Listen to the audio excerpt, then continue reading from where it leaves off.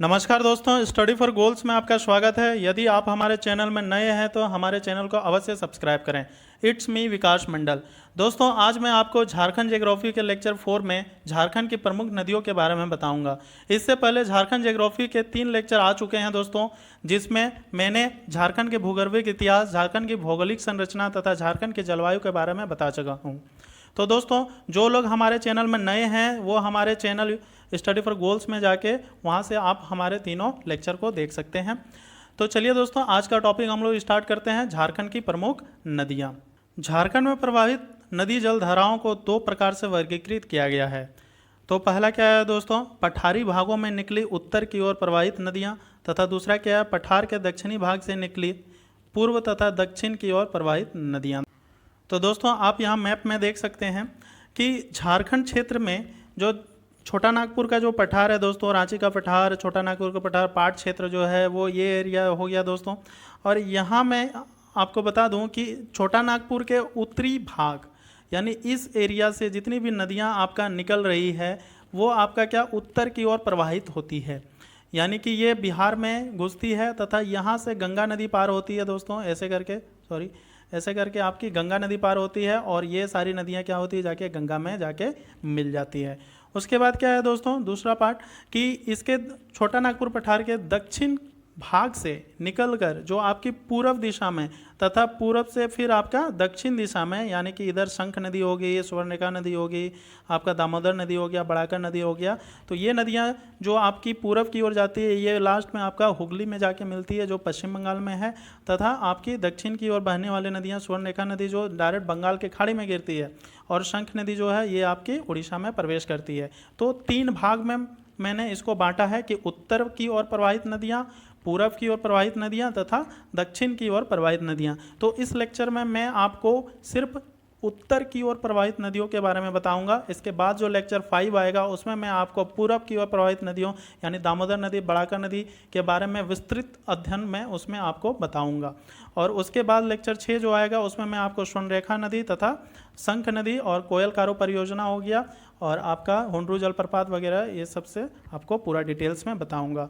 तो दोस्तों, वीडियो को लास्ट तक जरूर देखें, क्योंकि इसमें मैं आपको जितनी भी उत्तर की ओर प्रवाहित नदियाँ, सोन नदी, उत्तरी कोयल हो गया, सकरी नदी, पुनपुन नदी, इसके बारे में पूरा डिटेल्स बता दूंगा कि कहाँ पे जलप्रपात है और कौन कौन सी परियोजना है। तो वीडियो को लास्ट तक जरूर देखें। दोस्तों, पठारी भागों में निकली उत्तर की ओर प्रवाहित नदियाँ कौन कौन सी है दोस्तों, तो यहाँ पे सबसे पहले होगी सोन नदी, फिर होगी उत्तरी कोयल, फिर पुनपुन, फिर फाल्गु, फिर सकरी और पंचानन। तो 6 नदियाँ प्रमुख नदियाँ हैं जो आपका क्या होता है, छोटा नागपुर के उत्तरी भाग से निकलकर आपकी उत्तर की ओर प्रवाहित होती है, बिहार में घुसती है तथा वहाँ पे गंगा नदी से मिलती है। तो चलिए दोस्तों, आप यहाँ पे मैप में मैं आपको बता दूँ, यहाँ पे आप यहाँ पे देख सकते हैं कि उत्तर की ओर प्रवाहित नदियाँ कौन कौन सी है। तो यहाँ आप देख रहे हैं कि रेड कलर से जो आपको दिख रहा है यहाँ पे, ये सोन नदी है। और सोन नदी जो होती है वो मध्य प्रदेश के अमरकंटक की पहाड़ी जो होती है, मैकाल पर्वत में जो अमरकंटक की पहाड़ी है वो वहाँ से निकलकर उत्तर प्रदेश में घुसती है और फिर ये गढ़वा के बॉर्डर को टच करते हुए तथा पलामू के बॉर्डर को टच करते हुए फिर ये बिहार में, आप यहाँ पर रेड कलर से देख सकते हैं दोस्तों, ये फिर क्या होती है, बिहार में घुस जाती है। और इसकी सहायक नदी कौन है दोस्तों, उत्तरी कोयल है। आप यहाँ पे मैप में देख ही सकते हैं कि यहाँ पे आप देखिए कि उत्तरी कोयल जो है वो आपका रांची का पठार के जो है वो और पाट क्षेत्र के साइड से होते हुए फिर ये लातेहार होते हुए आपका पलामू और गढ़वा का बॉर्डर बनाते हुए फिर ये सोन नदी में जाके मिल जाती है दोस्तों। उसके बाद देखते हैं हम लोग पुनपुन नदी। दोस्तों, पुनपुन नदी जो है आप यहाँ पे देख सकते हैं कि पलामू के उत्तरी क्षेत्र से निकलकर ये क्या होती है, सोन रिवर जो है उसके समांतर बहती हुई, आप यहाँ पे देख सकते हैं ये पुनपुन रिवर है, हरा कलर में जो आपको यहाँ पे दिख रहा है। तो ये आपकी सोन नदी जो है उसके समांतर चलती हुई फिर ये क्या होती है, गंगा में जाके मिल जाती है। उसके बाद क्या है दोस्तों, फल्गु नदी। फल्गु नदी भी छोटा नागपुर पठार के उत्तरी भाग से निकलती है और आप यहाँ पे देख सकते हैं फल्गु नदी, यहाँ पे ये देखिए ब्लैक कलर का जो आपको दिख रहा है, और ये जो आपको छोटा सा दिख रहा है यहाँ पे ये पार्ट, ये आपका मोहना नदी है। मोहना नदी जो होती है ये इसकी सहायक नदी है फल्गु नदी की, और ये जो है बोध गया के पास जो है आपका वहाँ पे जाके मोहना जो है फल्गु से मिल जाती है, फल्गु नदी से, और फिर इसका जो होता है जो जल स्तर है वो बढ़ जाता है। आगे जाके जो फल्गु नदी है वो पुनपुन नदी में जाके मिल जाती है और इसमें 2 जलधाराओं में ये बढ़ जाती है। एक जलधारा जो होती है वो आपका गंगा नदी एक जलधारा जो है वो आपका कहाँ पे, यहाँ पे जैसे गंगा नदी बह रही है तो एक जलधारा जो है वो आ जाके गंगा नदी में जाके मिल जाती है, और एक जलधारा पुनपुन के साथ मिल जाती है, और ये पुनपुन नदी जो है गंगा नदी में जाके मिलती है। तो दोस्तों तो फल्गु नदी का मुहाना अगर पूछा जाए तो आपका क्या है, पुनपुन भी हो सकता है और आपका गंगा भी हो सकता है। उसके बाद हम लोग देखते हैं सकरी नदी दोस्तों। तो सकरी नदी में आप यहाँ पे देख सकते हैं कि यहाँ पे आपका सकरी नदी, आप यहाँ पे देख सकते हैं रेड कलर का जो दिख रहा है आपको सकरी नदी, ये आपका फिर छोटा नागपुर के उत्तरी पठार से ही निकलता है, हजारीबाग का पठार भी बोल सकते हैं। और फिर ये क्या होता है कि आपका ये स्वतंत्र रूप से चलती है और फिर आपका जाके वहाँ पे गंगा नदी से ये मिलती है। और पंचानन नदी जो है ये भी आपका कोडरमा के आसपास निकलती है। तथा दोस्तों पंचानन नदी के बारे में बोल देना चाहता हूँ कि ये 5 जलधाराओं से मिलकर बनती है और फिर ये जाके सकरी नदी में जाके मिल जाती हैं दोस्तों। यानी पंचानन नदी की मुहाना क्या है, सकरी नदी है। और फल्गु नदी के बारे में थोड़ा सा बता दूं दोस्तों कि फल्गु नदी जो है वो आपका जो है बहुत सारे जलधाराओं से मिलकर यहाँ पे वो बनती है, इसलिए फल्गु नदी को जो है हम लोग नीलांजना भी बोलते हैं, आपका लीलाजन भी बोलते हैं दोस्तों, तो ये याद रखिएगा।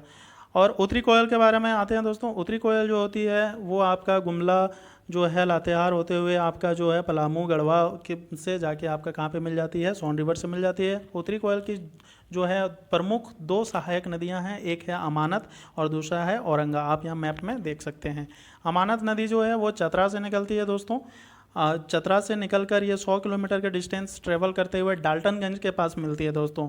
उत्तरी कोयल से कहाँ पे मिलती है, डाल्टनगंज के पास मिलती है। तथा औरंगा नदी जो है वो लोहरदग्गा से निकलकर ये आपका फिर जाके कहाँ पे, उत्तरी कोयल में जाके आपकी मिलती है दोस्तों। और एक नदी है वो बूढ़ा नदी। बूढ़ा नदी में बता दूं दोस्तों कि झारखंड का सबसे ऊंचा जलप्रपात लोधा या फिर बूढ़ाघाट जलप्रपात जो कि 143 मीटर ऊंचा है दोस्तों, तो वो बूढ़ा नदी पे है।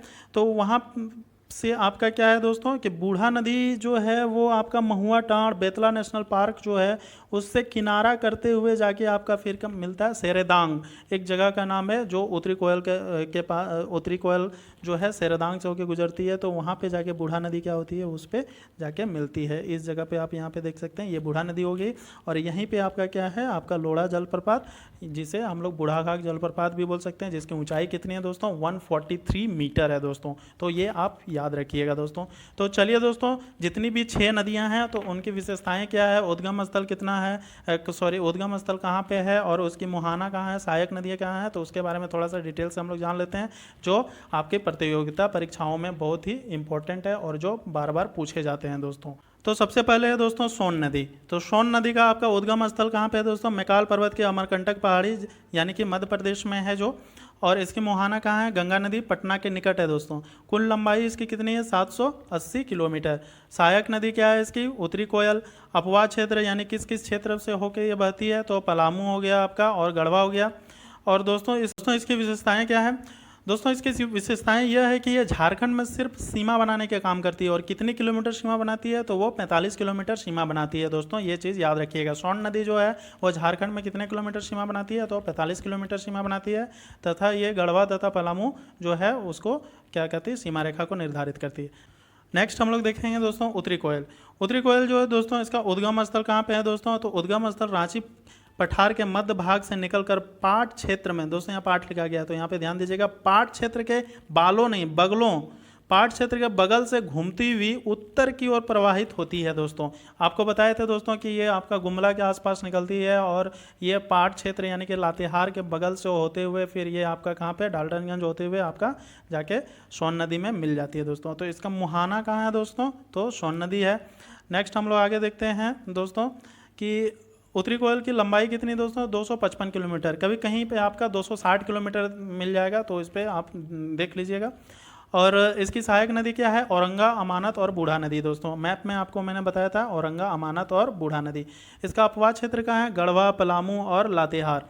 इसकी विशेषताएं क्या है दोस्तों, इसकी विशेषता यह है कि यह झारखंड का सबसे ऊंचा जलप्रपात बूढ़ाघाट नदी जो है वो आपका इसी नदी की मतलब कि बूढ़ा नदी पे ही है। और बूढ़ा नदी कहाँ पे जाके मिलती है, आपका उत्तरी कोयल में जाके मिलती है। और इसकी ऊंचाई कितनी है दोस्तों, 143 मीटर दोस्तों।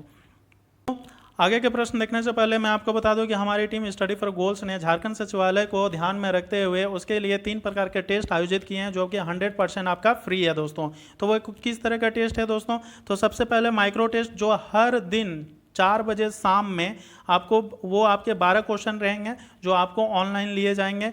उसके बाद आपका क्या है, टेलीग्राम क्विज भी है दोस्तों। आप हमारे Telegram channel study for goals में जाके वहाँ पे आप उसको सब्सक्राइब कीजिए, ज्वाइन कीजिए।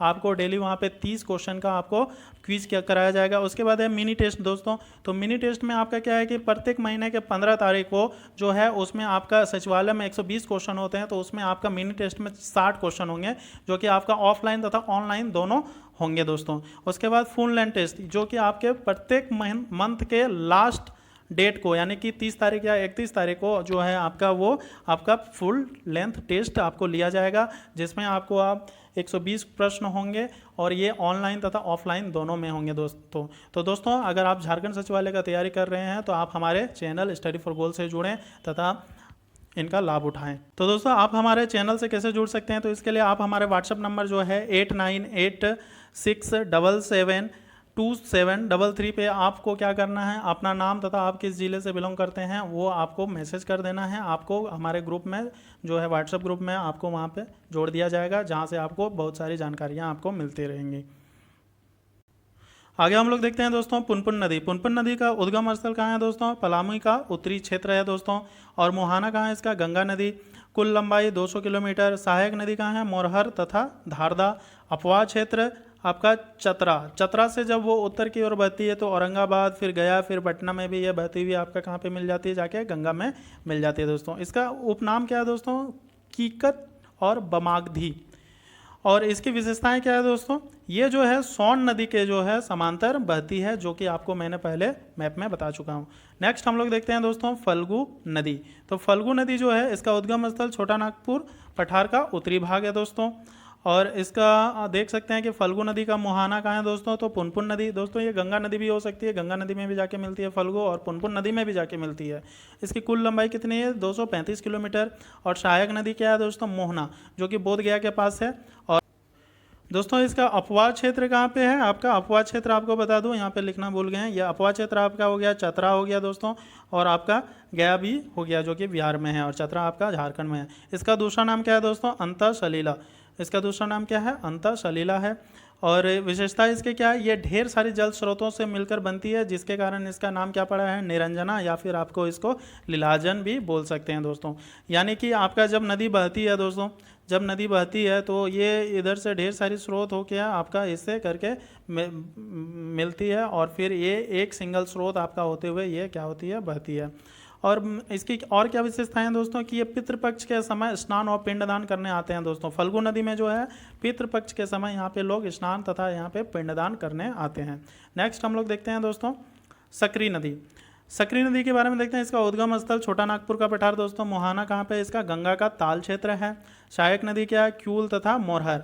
इसका उपनाम क्या है? सुमागधी। और इसकी विशेषता क्या है दोस्तों? यहाँ पे ध्यान दीजिएगा कि मार्ग बदलने हेतु कुख्यात है। प्रतियोगिता परीक्षा में कभी कभी ऐसे भी क्वेश्चन पूछते हैं कि झारखंड की कौन सी नदी है जो मार्ग बदलने हेतु कुख्यात है? तो वो आपका क्या हो जाएगा? सकरी नदी। नेक्स्ट आगे हम लोग देखते हैं दोस्तों चानन नदी। तो चानन, और जिसे पंचानन भी कर सकते हैं, पंचाने भी बोल सकते हैं, इनका 3 नाम है, चानन, पंचानन, पंचाने। ये इसका उद्गम स्थल कहाँ है दोस्तों? छोटा नागपुर का पठार, तथा इसका मुहाना क्या है? सकरी नदी है। और उपनाम क्या है? पंचाने। विशेषता क्या? 5 जलधाराओं के उससे मिलकर ये बनता है, तो इसलिए इसको हम लोग क्या बोलते हैं? पंचाने भी बोलते हैं। और इसका मुहाना बता दिए थे दोस्तों सकरी नदी। एक बार हम लोग मैप में फिर से देख लेंगे दोस्तों कि कहाँ कहाँ पे से नदियाँ आपकी निकलती है और कहाँ पे बहती हैं दोस्तों। तो सबसे पहले हम लोग देखे थे दोस्तों कहाँ पे?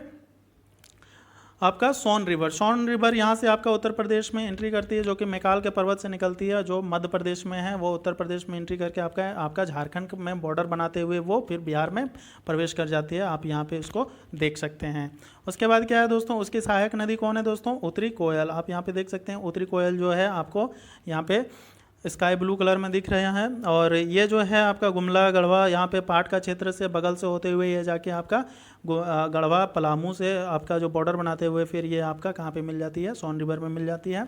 और उत्तरी कोयल के जो 2 आपका सहायक नदी, 3 सहायक नदी जो थी, और मुख्य रूप से लेकिन 2 है, तो आपका कौन है? एक अमानत हो गया और एक हो गया औरंगा हो गया दोस्तों।